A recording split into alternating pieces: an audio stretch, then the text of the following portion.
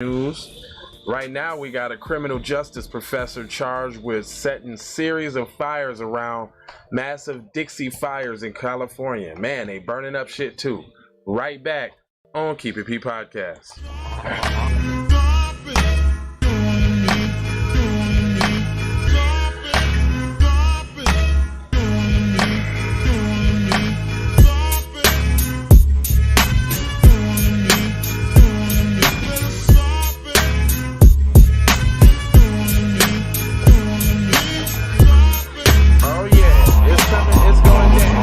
Coming right back.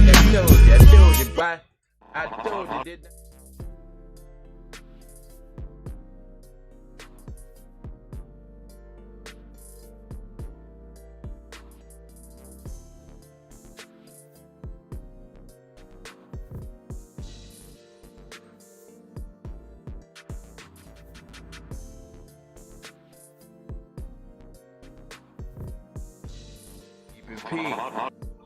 You feel me?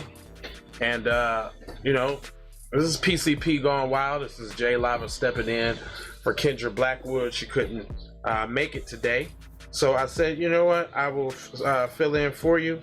And this is a segment we call PCP going wild. So what I need you to do is I need you to come on in, hit that like, hit that share, you subscribe if you have not subscribe already. Subscribe. I know the picture is the same. The picture is the same. I'm gonna change that, but I need y'all to get on up in here. I'm gonna share this to the groups real quick, just so y'all know what's going on. But trust me, it's always going down. Peace, B1, Commander B1. I love that name. I tell you that all the time. Commander B1. You sound like Optimus Prime or some shit like that, cuz it's very strong. I like that shit. Yeah, I'm filling in for Miss Kendra Blackwood. I hope, do y'all enjoy Kendra Blackwood's broadcast? Do y'all enjoy when she come on with like Hold the Mayo and PCP Gone Wild, or like the Kuna Matata Hour? Because I think she does an amazing job, and she's very informative. And I like her sense of humor, and I like the shit that she busts down when she comes on. Cause we just trying to bring this real B1 programming to y'all, man. Like, you can go to other people's channels and get the fluff and the cooning and buffooning and all the disparaging and, you know, the Candace Owens behavior, talking about your black peoples, and we ain't doing that here. Now, if we do talk about a black issue, it is over there on the raw side, because we don't want to talk about our issues or our solutions in front of mixed company. So if y'all want some of that, again, I advise you guys to hit that link in the description and come on over to the raw side of the game. You feel me? Hold on, I'm gonna do one more maintenance thing here real quick. I just want to I want to change the picture of said broadcast right now, and then we can go ahead and get started, because I do this for you guys, and that's just what it is. Alright, because I kind of hate when I do it and they got the same picture on there. It should not. So I need the picture from the exact article to show up in the thumbnail. Also, that's how people get to it as far as the views and shit go too. So give me a second here, guys. Let me put the picture up. Boom. Because his name is Gary Stephen Maynard. So now y'all should see the picture. But let me go ahead and get with this story, because this is a doozy. And you know, I do these stories first of all, because, you know, society would have you believe that people are the worst and they do the most. And I want y'all to know it's not really, that's not the case. So y'all can actually look and read along with me. It says, criminal justice professor charged with setting series of fires. The criminal justice professor in California was arrested over the weekend after federal investigators said he started a series of forest fires in a remote area of Northern California near the massive Dixie fire continues to burn. Agents with California Forestry Department, Gary Stevens, Maynard, was taken into custody on, what's up, mama? Well, he was taken into custody on Saturday and charged with intentional setting fire to a federal land and allegedly setting multiple fires in Lisa National Forest and Shasta Trinity National Forest late last month, right? So this dude was running around creating all type of fires. Let's see what happened. The 47-year-old lecturer, see that now look, now they put, first of all, let me show y'all something about propaganda. In the beginning, in the title, right away, they try to give him credence. They try to edify him. They talking about he's a criminal justice professor. What do we need to know about your profession, sir, is if you burning fires and you're now a criminal, sir. See, so that's a way that, you know, that's the way that they institute propaganda. Then on this one, they shored that up by saying he's a lecturer. Like, we don't need to know that you do lecturers professionally. So what? And then here go more. He worked at several colleges in the state, including Sonoma State University and Santa Clara University, the Sacramento Bee reported. So now I'm glad that puts a negative connotation on that school and those names, because you never know who's working behind you. What's up, Annette B? I seen you on the last video. That was, who was that, Kendra? She sent me a video and she's like, I know I was off today, but I'll do one video. So she sent it to me and I put it up. Kendra says, hi, y'all. According to the criminal justice complaint filed Sunday in the U.S. District Attorney in the Eastern California, authorities on Monday, July 20th, received reports about a wildfire in western slope of Mount Shasta. Later, the Cascade Fire bloomed out of control. Two vehicles parked about 75 yards off of an unnamed dirt road, one of them in which allegedly belonged to Maynard. So you left your cars out there for people to see? You ain't set the fire and get out of Dodge, dummy. Per the complaint, it says, per the complaint, the investigator, Brian Murphy, approached Maynard's vehicle and he was on the back trying to dig his vehicle out after getting stuck while trying to drive across a particularly buried boulder. Maynard told Murphy that he didn't know anything about the fire, and he became agitated when Murphy told him he wasn't authorized to use the government vehicle to tow Maynard's car. Oh, okay. Upon hearing this, the man appeared agitated and turned away from Murphy, where he returned to digging and working to free his subject vehicle from the position. Murphy recognized that the man's uncooperative and agitated behavior and felt that it was the safest distance from the man.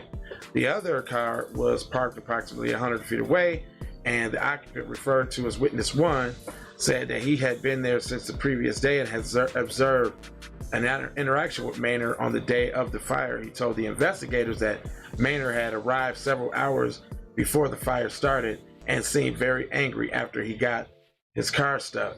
Witness 1 stated that he had a brief interaction with Maynard, but subscribed concerns about the man's enraged behavior and said that at one point the man pulled out a large knife and looked towards the witnesses number 1 for unknown reasons. Witness number 1 believed that the man was mentally unstable, described as mumbling a lot and having bipolar-like behavior. The complaint said, "No, your ass was out there salty that you messed around and got your truck stuck while you was trying to do the shenanigans." That's what happened there. Investigators began to look into Maynard in the earlier months and obtained a search warrant to track his vehicle. Hold on, did y'all hear that? Obtained a search warrant to track his vehicle. So how y'all tracking vehicles, fam? With cameras? Oh, want to see where the vehicle went and what it's been doing, huh? Okay, all right. Investigators began to look into Maynard, track this vehicle, linked him to at least 7 fires in the area, generally increased danger to over 5,000 personnel already deployed and contain ongoing Dixie fires. So he added to the shit, right? What up? Steal my beat. It says Maynard's fire was placed in a perfect position to increase the risk of firefighters being trapped between fires. Oh, that's a little demonization. Look at that. So not demonization as far as in the bad person, but as far as what the act that he did was super bad, which is fluff and bluff. U.S. Attorney Michael said on Tuesday, reiterating that the sentiment during the bond hearing, there are simply no conditions that would be fashioned that can ensure the safety of the public with respect to this defendant, Anderson told the people. So what you mean? Of course he disregarded the safety of the public. He set a fire. What are you talking about? These demons will destroy the you're right about that, Steal My Beats. And I got like a philosophy about that. I'm willing to say to you that the aliens that we've been talking about already live here. I'm willing to say to you that the reason why the dominant society, you know what I'm saying, feels so emboldened because they probably aliens. All right. Yeah, Mother Earth does hate them as far as the sun. Well, that's another point. See, there you go. See, you're pretty smart, right? So when you think about aliens and all the depictions of aliens been given to you by Hollywood, we already know Hollywood is a spell producer and, you know, controlling of one's reality. So Hollywood will have you. Well, hold on, wait. Hollywood will have you believe that aliens come from another planet because they depleted all their resources and somehow it's all inhabitable to live, so they got to find another place to go to inhabit with new resources. Well, look at Earth. Look at the resources, water, blah, blah, blah, blam, blam, blam. Look how they destroy the water. Now, people who from this Earth and know how important, you know, the air and the water is, the last thing we would be trying to do is pollute it, because you say, hey, I'm probably going to need that, right? Then when you think in terms of depleting resources, what are they currently doing to this planet now? And when I say this, I mean the dominant society. I mean, nobody else is in charge. So what are happening? They're polluting the air, they're polluting the water. So what's going to ultimately happen? The resources on this planet is going to be depleted and they're going to have to move to another one. What is Elon Musk doing right now? He's looking at a way to get stuff over to Mars to move to another planet because they ultimately know they finna fuck this one up. There you go. Sorry I went out on a tangent and a rant, but it is relevant as I get down to the, neuromelanated babies. They want the Eve gene because they know that they, what is that, something Carpenter vampire status is? Bro, space ain't real. Well, brother, I'll tell you this. I have not made the proper, I have not, okay. Now my question would be, is what do you have to support that claim? Because to make such a huge claim, you got to be able to support that. I would be willing to say, I don't know what the hell's up there. I don't know if the world is round like they say or flat like other people say. How we know we ain't in a snow globe? Like on Men in Black with some, like in some marbles with some aliens playing with us. We don't know any of that. You know what I'm saying? You know what I mean? Yeah, I mean, we don't, I mean, his story is his story. So you only hear from the people who win. You never hear from the people who lose. You know what I'm saying? So that was just a few things to think about. Just like on the subject of death. Like nobody knows if we're going to heaven or not. So every preacher, pastor, rabbi, all that, everybody's speculating. Nobody actually knows what happens when you die, right? Nobody knows that. So it's all speculation. So what I would say is, you know what I'm saying?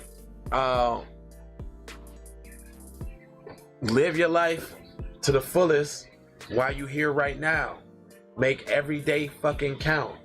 Tell the people you love them. You know what I'm saying? Try not to go to bed angry. You know what I'm saying? You know what I'm saying? Definitely live for today, but think about tomorrow.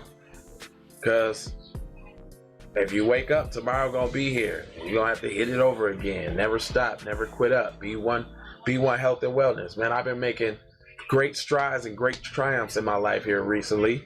And we're gonna start a show called Be One Health and Wellness, where I'm going to we just gonna talk about health and shit. Mental health, physical health, spiritual health. I mean, non-denominational, because I don't get into the religion shit. I'm the most non-religious person that you would ever want to know. I definitely think about spirits and spirituals. I do have a understanding of things that I do not know, and there are possibilities even when you think in terms of mathematics. You feel me? So you say take advantage of life every day. Hell yeah, take it. Like, man, listen, y'all already know this shit is super short. You feel me? And I don't even have to tell y'all, it's not promised. That's why I had to move that. It's not promised, for real, for real.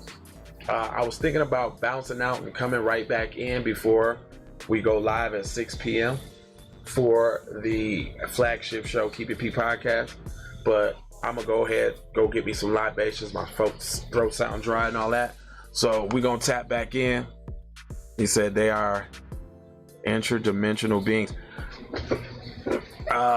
Who was that? Wake up, where you take, wait, where you tapping in from? Wake up. That's from that's from School Days. That's one of my favorite movies. Is that what you made your name from?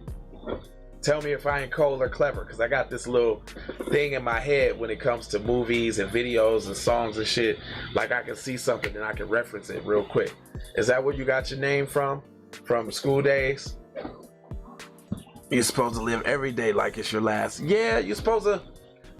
Yeah, well, if you live every day like it's your last, then every day is going to be wild and out of control and not structured. So I just say live in the moment. You know what I'm saying? When you hurt, feel hurt. When you feel good, feel good. When you feel love. Just don't skip over it. Don't dwell in it. Just feel it. Embrace it. And keep pushing. You know that movie. That's right. But I feel you though. No, you're right though, Annette B. You is supposed to make the most of every day. Is what's going on. Attitude of gratitude always. Hell yeah. I just feel like yelling wake up. For real. I be feeling like yelling wake up, man. Like this is a weird thing that I do here, you know, and it shouldn't be weird at all when you really think about it. But due to propaganda and mind control, our people is fucked up in the head. Let's just say it what it is, right? Years of cops, years of black exploitation films, years of demonization in the news every night. Crime this, crime that. Movies this, movies that. We fucked up in the head. We don't even see each other right. I ain't always been like this. I used to be a Kuna Matata, let me tell you. And not like super cooning, as far as I've never been one to try to curry favor or give a fuck about what anybody thinks about me. But in a way I did, by the way I carried myself and some of the ways I thought. And you know what I'm saying? I guess I was kind of almost ashamed of my blackness, as a lot of black people are. A lot of black people won't admit it, but they ashamed of being black. They think there's something wrong with being black. And it's not until you figure out and recognize how extraordinary it is being black is when you'll start to change that mindset. Another one of my big things is religion, and that's not spirituality, that's religion. I think religion is one of the biggest tools that has helped keep us divided. I say, I don't care what you believe in as long as you black first. That's what B1 means. Let's put that Muslim, Christian, Jehovah Witness, Mormon, although I don't know why you would be a Mormon. They didn't let black people in until the 70s, and they think you curse because your skin is a certain way. But I think that everybody should put all that shit aside when it comes to being black and just be black first. I believe in that ideology. That is why I feel strongly about what I'm doing. That's why I have taken it upon myself to provide you guys with a network, what BET should have been, with good black propaganda. Because propaganda works both ways, right? Propaganda works for good and for bad. Me, in my case, the Book of Mormon, Joseph Smith, man, y'all go read up on Joseph Smith. But what if Messiah is black too? Well, I got a theory on that, and I'm just based off what I know as facts. I know if there was a person named Jesus or anything like that, he had to be black by the way niggas condemn him. And I know that Christianity is a derivative of Egyptian spirituality, like Amun-Ra, like Ra and Horus and all of that. Ra is Jesus, born in the sun, blah, blah, blah, blah, all of that shit. 12 disciples could be zodiac signs. It's a lot of similarities between a lot of things.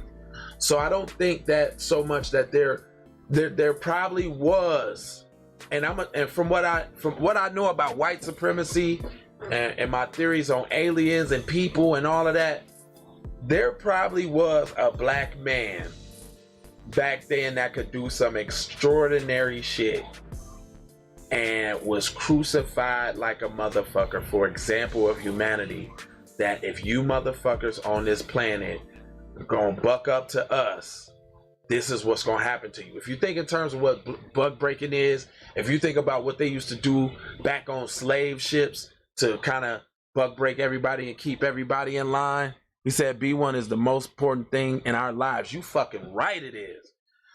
That, you know what? B1 is so important. But let me finish this thought out. If we think in terms of God and Jesus and all of that, if you know what you know that in slavery, Christianity was put on our people as a form of control. Whether people want to be like, which is the craziest thing I've ever heard in the world, people want to be like, well, God brought us to America to be in slavery so we could be slaves so we could get to Jesus. Nigga, you sound crazy as fuck. But, and probably one of the reasons why we gravitated towards Christianity, because it felt familiar, because we already spiritual, right? Because the concepts felt familiar, like it come from some Egyptian shit, so it probably felt familiar. We know that they shot off noses of Sphinx and shit, so they ain't know he was black. We know the oldest motherfucker in the world come from Africa. We know this. That's what they want you to tell. And it's funny how they give you little tidbits about what the truth is, but then flip it and spin it on some shit. Because they the same people that are trying to tell you that palm-colored people built the pyramids. And we know goddamn well, if it wasn't no SPF 35 back then, that shit was not happening. Right?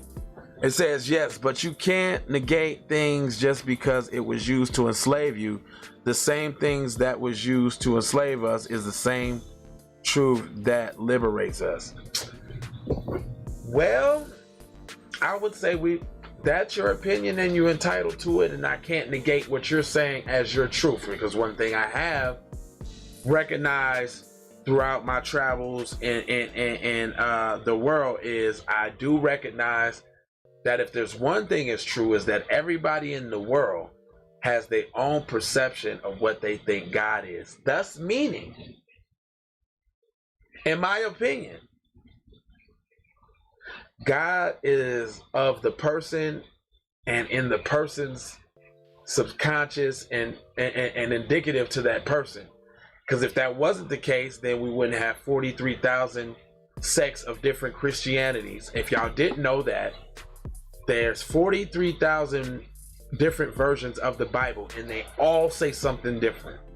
I don't know if y'all knew that, but when you learn to at least try to find out if what you believe is real, you will come into different information. My job is not to try to fact you out of your belief, because I could never do that. Because another thing beyond religion, and this is just a true statement, so y'all just kind of get a bit of how I feel, but there's no cookie cutout of what a man's supposed to be. And there's no cookie cutout of what a woman's supposed to be. And the reason why I say that is because everybody stands on their own principles from their experiences and what they've been exposed to in their life. And not even twins have the same experiences or perceive the same things from the same actions in life, right? So with that being said, since this is another thing that ties to that individuality thing. People like one of the tenets in religion is you're small and insignificant and you don't matter, you know, in comparison to the universe and other things. I would venture to say that it is indeed the other way around. I would say the individual is the most unique thing in this universe because your presence in it is the only unique thing that has happened and it's going to happen when it comes to you, right? So meaning once your spirit come and grace your presence and once you impact the people's lives and do what you do, it's going to be one and done. And that, I think, makes me unique and special. But see, I think from a different frame point. Because instead of looking outside for answers or giving credit to an outside source for my good deeds and my good thoughts and my good measures, I have built up a confidence in believing in myself, good and bad, fuck ups and good things and mistakes, taking accountability for my own actions, ultimately knowing that I am in control of my destiny. Now that's what I believe. I don't know what everybody else believes, but what that has allowed me to do is gain confidence in the things that I think, the ways that I act, and the stuff that I choose to believe in, right? And I really never had a lot of great belief in a lot of things, but now based off some of my actions and the promises that I'm making to myself and the goals that I'm accomplishing, I believe in myself a lot more. I have faith in myself like one would have faith in Jesus. You know, I'm not knocking you for putting your faith in somebody else. I just choose to put my faith in me because at the end of the day, I want to be able to trust and believe. The other day I put up a lava logic. I do these on Facebook. If you follow me on Facebook, you'll see. And y'all doing a lot of comments and shit. So I'm just talking a little bit before we click out at 6. But I said it's okay to play games with yourself because yourself plays games with you all the time. And I said that because in learning me and how I do things, I learned this little game to play with myself to get myself to do the things that I want to do without making an excuse for myself not to do it. So I developed a game to play with myself, and I came up with that saying by just basically saying, yourself will play games with you all the time on why you should or shouldn't do something. So it's okay to play games with yourself. It's part of learning yourself. You got to test yourself. You got to trick yourself. You got to play yourself.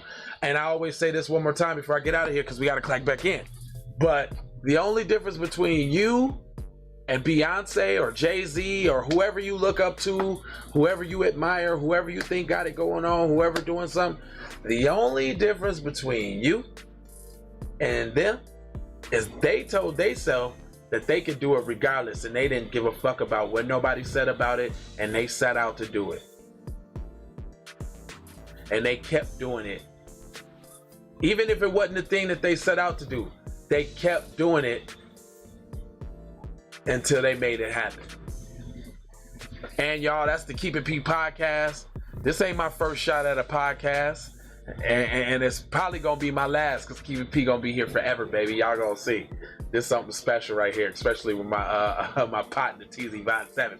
Let me blank out. He probably want to tap in at 6. Hey y'all, we gonna be on Patreon tonight.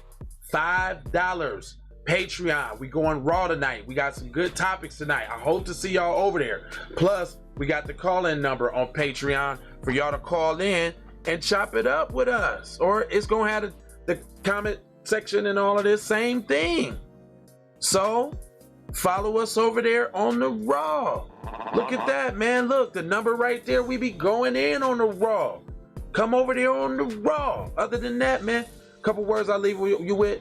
Love, peace, blessings, and you know, the Maloha. Come get up with me on the raw. We over there on the raw. We going in over there.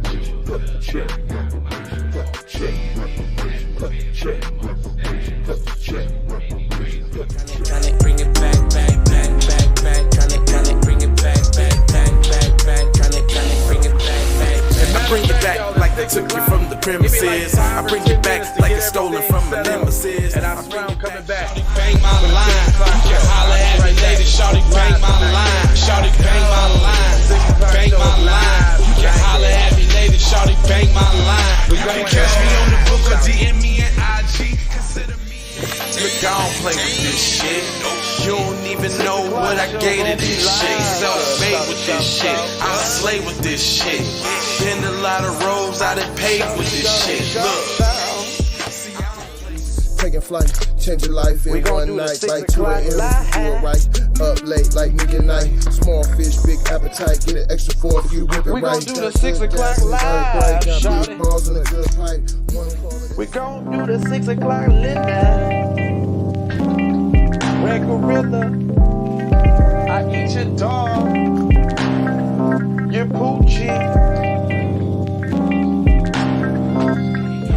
Or a wave that you could just go and say, this is a possible way for me to go and lay. Man, I knew it was something, couldn't ignore it. It was fate, it was fate. Flowers in the bitch, and I definitely belong here. And now that I'm here, I'ma change.